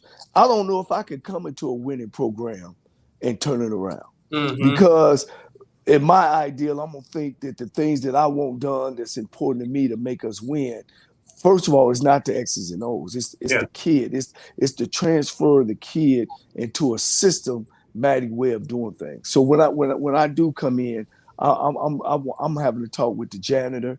I'm having to talk with with my academic staff. I'm having to talk with the vice president of student affairs. I'm gonna go meet the Kappas, the Qs, the Deltas, the AKAs. You know, what can we do? You know, to get the transition you guys on to make sure that we're not over here and y'all over here. This team is y'all team as well. I'm going to all alumni meetings because I want to hear what they got to say. Yeah. You know, and and then I want to get out into the community. I want to let them know there's a football team over here. There's young people over here that need your support. You know, and just as much as you need us. You know, on Friday nights I would go to every club, you know, or send my coaches out to every club and hand out tickets because I want them to be announcing. You know, don't forget to go to the game. You know. Coach Cole, you know, and the kids. I want to be able to, where they go, the kids go out and have a good time, to be able to watch out for them. You know, one of my kids, if they see one of my kids, you know, stepping out of line, that I used to get a phone call, you know, and I would go over there. So, and I ain't even said nothing about the X's and O's, have I? That's all the things around the program that you got to do. Your golf tournament, your Hall of Fame banquet, you know, your awards banquet, all this stuff has to be in place to help you win football games. Yeah. TK said he's a student coach and a university coach, and Eric just tuned in as well. You know, I like Eric. That's one of your former players. Oh yeah, Eric's he's a great kid, great player. You know, one day hopefully I can get a chance to help him do the things he loves. I think he can be a hell of a football coach. Yeah. Well, man, I tell you, I like his spirit. I like his energy. So, you know, I can appreciate that. I can respect that because, again, all those different groups that you talked about have a vested interest in that team. And I can honestly say, and I'm not throwing mud on nobody, I can honestly say, man, the energy in that stadium is different since you left. You had a packed, energetic house when you were there because y'all were winning. Well, I was a connection also to the alumni. Okay. You know, people I went to school with there. You know, I was a good student. You know, I was a good guy. I wasn't an a-hole. You know, even though I played basketball and football for the university, it was, you know, very popular. You know, I still were able to participate in things around the campus. You know, and that's what's important. And I made our alumni feel that this is our team. This ain't just my team. This is our team. You know, and they bought into it. You know, unfortunately, the right people didn't buy into it, and that's why I'm sitting here, you know, hoping, you know, one day to get another opportunity. Yeah, no, I can appreciate that, Coach. I definitely can appreciate that. You know, and these games are going to be interesting this week. These games are going to be very interesting this week. Now that conference play is about to get started, what's the message that these coaches are giving to their players now versus what they have been doing in the first couple of weeks of the season? Well, hopefully they found their starting 11 on offense and defense. This is the time that I would start pulling back on practice because now I know who's my hitter is, who's my tacklers. Because the body only have so many hits. I'll cut back on practice a little bit. We'll do more walkthroughs. And the motivation is about we can't make mistakes anymore. The team that makes the less mistakes is going to be the team to win now. And then by now I should know my team. I should know who I need to get the ball to. I should know if we're going to be a running team or a passing team or both. Make sure I sharpen up on my special teams because they're going to win you a game or two. And, again, just tighten up on the coaches, making sure they don't get laxed and, to continue to motivate the players. I like that. I like that because you have a lot of coaches that do situational coaching where, they kind of do walkthroughs. If we get in third and this and 2-minute drills and if we get on the goal line, here's what we're going to do. That's not always hitting. But then you got some coaches, we're going to hit on Monday, we're going to hit on Tuesday, Wednesday. We'll have an off day, and then we're going to hit a little bit before the game. That way we're going to be ready to hit. I get your philosophy. I can appreciate that. No, we practice in our shorts a lot, helmets, shoulder pads, and shorts a lot. And what that does is keep kids off the ground. We don't want to lose no player in practice. And, you got to play the game up anyway. You can't play the game from the ground. You got to play the game from a good football position. Making sure that we continue to be in the weight room to maintain what we have. And, this is another big thing. I know, and I don't want to give away all my secrets because I want to be coaching one day. Yeah, I was going to say, don't give away everything now. Look, Coach, make them pay for it. Make them bring you in, pay you, and then they get the secrets. There you go, Coach. There you go. Eric had a real great comment. I will post it up here. He said, greatest coach I ever played for and first-class individual. He demands excellence, leader of men. I love that, man. And that's, you didn't say that. You didn't pay him to say that. That's the young man who came out from under you that said that. Well, again, I like to thank him. And, I like to let him know, too, that I thank him for allowing me and trusted me to be in his life and to buy into what I was teaching. Yeah, absolutely. Coach, I got to take a break. When we come back, I'm going to give you my last week power ranking for the SWAC. I want to hear yours because I got to give mine tomorrow, the updated power ranking from the SWAC. So I want to hear yours, and I might see if that's connected with mine. All right, we'll see when we come back. We're going to take that HBCU Stroll right after this on the lunch break on the legendary KYOK. Nobody wants to get ripped off, broken into, or robbed, but nobody wants to pay a lot of money to have their home protected either. I've got an offer to tell you about to provide home security for your home for less than $1 a day. Eric's a good dude, for I real, can tell. with no installation or equipment charges. And this is from a company rated #1 by a leading consumer research company. According to the facts, most of you won't even call unless there's a burglary in your neighborhood or something bad happens. So let's give you a reason. Save money. For less than $1 a day with no other costs, you can get your home secured. Plus, get a lifetime equipment replacement warranty. On these rankings, for your home. Call the home rank security who's the best? now. 800 Are we doing East and West or just 198 800 561 6198. Make it hard, Coach. Got to make it hard. Can't make it easy. 6198. Again, that's 800 561 6198. Do you have high blood pressure or diabetes? Are you over the age of 65 and covered by Medicare? Then pay close attention to this message. Medicare has introduced some new benefits to help consumers during these cautious COVID-19 times. They realize many of you don't want to leave your home to visit a doctor. So now you can get a remote patient monitoring device shipped to your home at little or no cost to you. Now your doctor can identify your problems in real time, which could potentially save your life. Victory Medical can easily ship this monitoring device directly to your home at little or no cost to you. If you have high blood pressure or diabetes, and you're covered by Medicare. Make this free call right now to see if you qualify for a new remote patient monitoring device. Call now. 800-213-9527. 800-213-9527. 800-213-9527. That's 800-213-9527. Do you have a home that you don't want anymore? We can buy it from you within 24 This is hours. the last one that I got to home do. size or condition. For over 20 years, we've been buying homes for cash and helping homeowners sell their I'm home. gonna bring Willie Todd on and a couple No more of the mistakes or coaches. strangers walking through your home. Hey, let me tell you something. When you said that, I was like, oh, man, I got to get myself together. That's one of my favorite players back in the day. Is that right? Yeah, man. Okay. Seriously. Okay.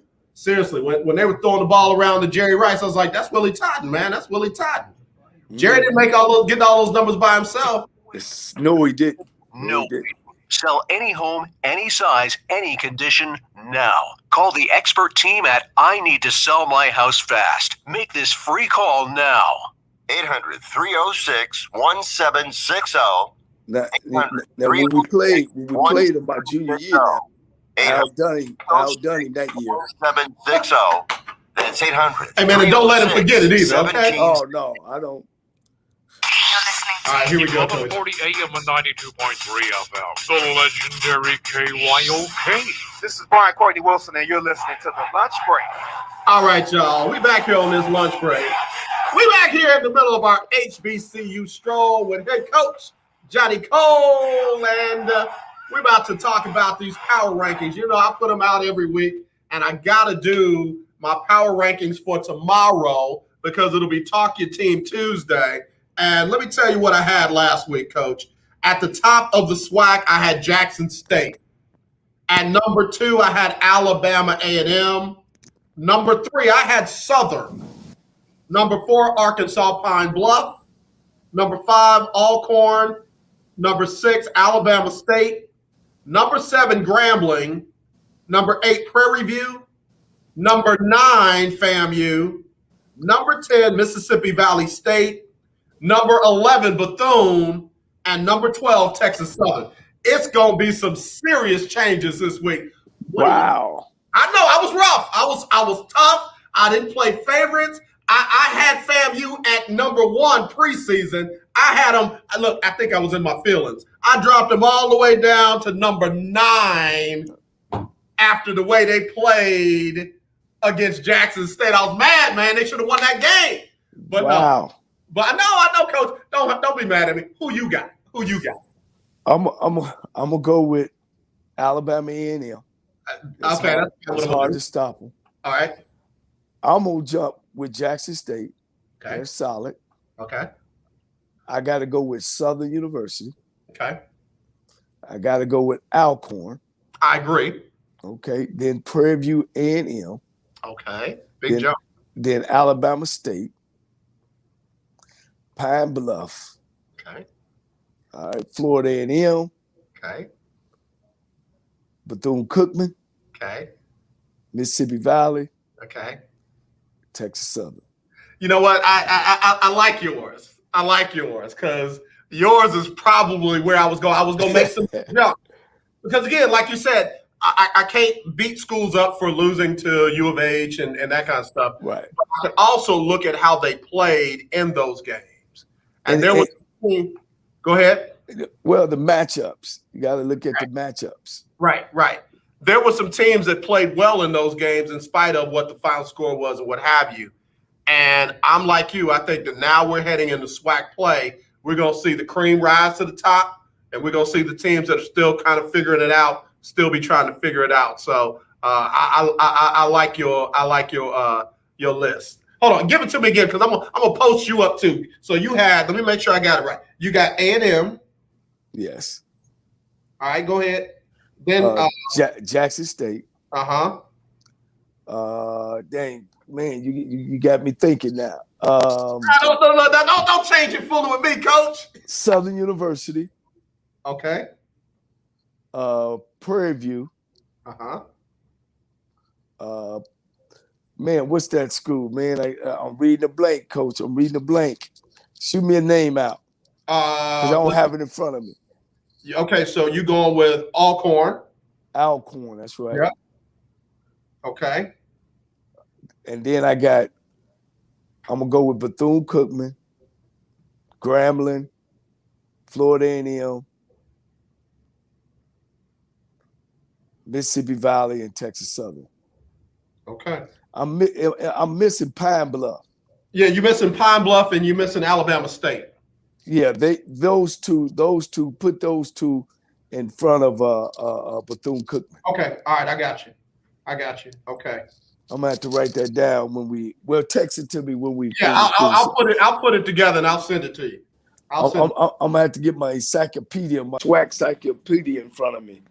That's all right. I got you because I'm gonna put this out. I'll put yours, I'll put mine, and I'll post them up so folks can start, and I'll put our picks out there as well so folks can start following what we're doing. And my friends gonna get on you when you wrong, and your friends definitely gonna light me up when I'm wrong. And I know you got more friends than I do, so Coach, it's gonna be fun, man. It's gonna be absolutely fun. Well, oh yeah. Go ahead, Coach. You had something you were getting ready to say. Well, I just want to make sure that this the HBCU Stroll, and make sure that we talk about Black people, and make sure that we understand as Black people that we got to do a better job with hiring our own and not making us and get out of that frame of mind that we less than. Yeah. I want to make sure that they understand that being a coach. A lot of people are on Coach Sanders, and a lot of people are defending it. That's the fleas that come with the dog of being a head coach. I don't think it's nothing necessarily personal, because if you're enriched in Black college football like I am, my kids go to Black college football. I played at Black college. I come from a family of 9 boys, and 3 of the boys, they played at Black college football. So, we believe in that, and we kind of, we blood, sweat, and tears at these universities. And, if these universities are not providing jobs for us and helping us out, then where are we going to get it from? We talked about diversity earlier in the show, at the PWIs and at the NFL, they talking about being diverse.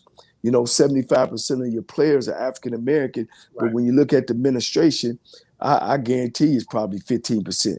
Yeah. So if they're not being diverse, then where do we get our jobs from? Yeah. And we're preaching go to Black schools. We could be like white schools. And I don't want to get into that, because to me a school is a school. Right. It's what you do when you get there. Right. But that's the mother. HBCUs is the mothers for African Americans. Yeah. And we can't continue to go out and think somebody else can run our universities better than we can.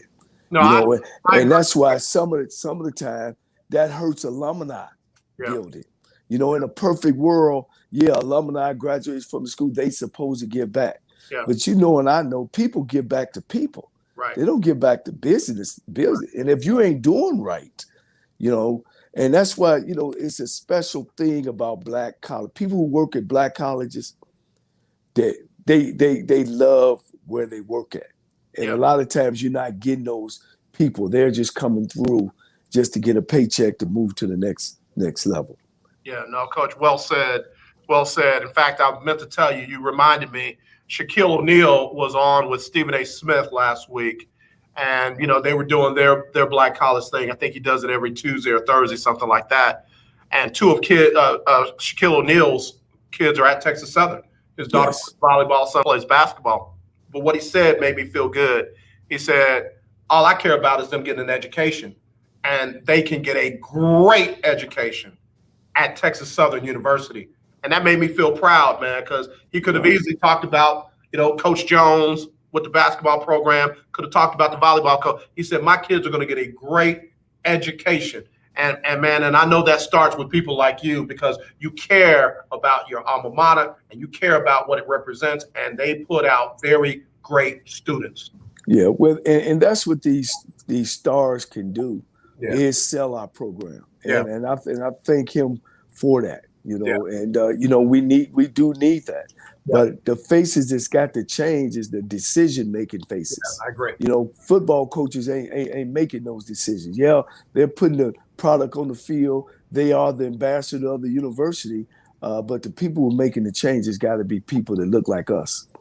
Yeah, I got you, Coach. Coach, tell everybody where they can find you and follow you before we come back for next week's HBCU Stroll. I'm on Instagram, Cold-Blooded 9, and on Facebook, up underneath Johnnie Cole. And you can always call me, 334-318-1141. I always got a listening ear, or I can give you some type of lead to help you and your kid out. Coach, you gonna be at the game Saturday? I'll be there with Al Wash and Al Wash Productions. He's always, you know, we sit up and watch the game. He puts on a good game event. I'm looking forward to a great football game. So Coach Fobbs and Coach Dooley, put the show on. Yeah. Now, Coach, when I see you at the game, now don't do me like old Eddie Kane, like I'm backstage at the 5 Heartbeats. Don't make me say ta-da. You know, act like you know me, Coach. Wave at me. I know you'll be in a real nice seat, and I'll be in, you know, the nosebleed. But wave at me, Coach. Throw the yo to me when you see me Saturday. All right. Well, Al, you know, he usually put me up there, you know, with the folks that, you know, sitting in the nice seats and had the barbecue going, and you know, I don't like to get no sweat on me. You know, I usually have a nice little set on. So yeah, but no, definitely. When we see each other, we gonna hug and all that good stuff. We joined by the hip from now on. You ain't gonna get rid of me. It's on the bond, Coach. It's on the bond. All right, yes, Coach. Sir. Yes, sir. We'll talk to you next week, okay? All right.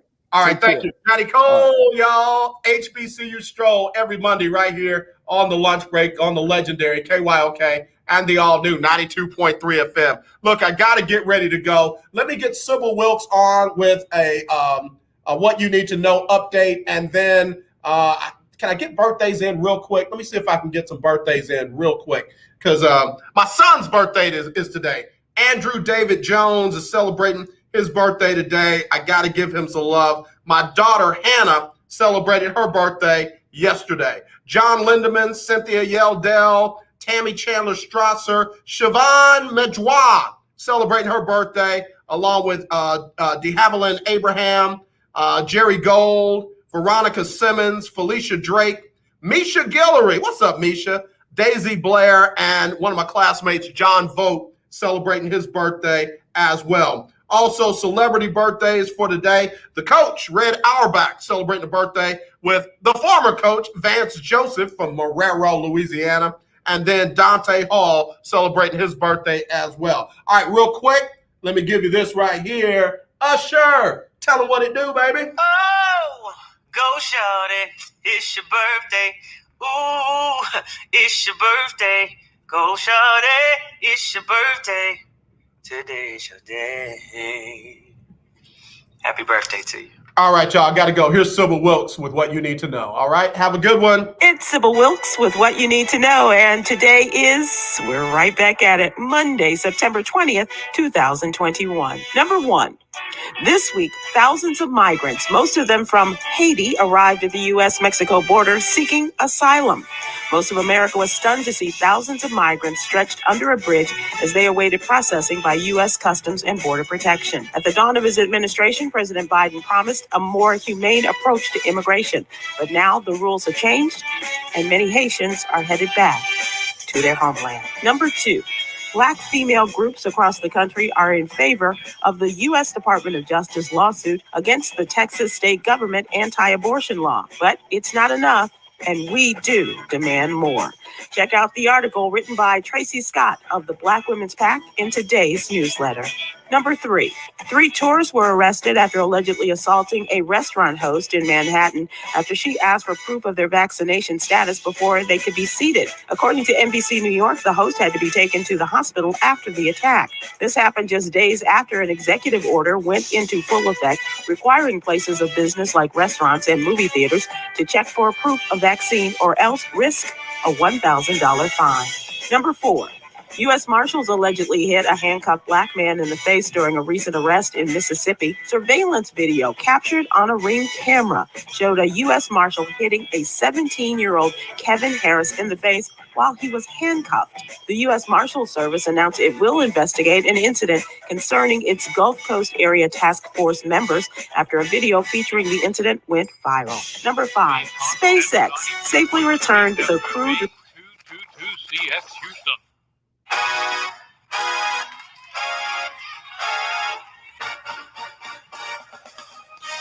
All right, y'all. I sincerely hope y'all enjoyed today's show. Oh my goodness, Monday was a lot of fun. And I love Coach Johnnie Cole, man, with our HBCU Stroll. So if you ever want to get in or sponsor this segment, just get at me and let me know. I would definitely love your support. Eric, God bless you, man. And TK, it's so good to see you. And everybody listening and watching in the background, we appreciate you. Not this, but this. Let's always be united. Let's not be divided. I love you. There's nothing you can do about it. We'll see you tomorrow.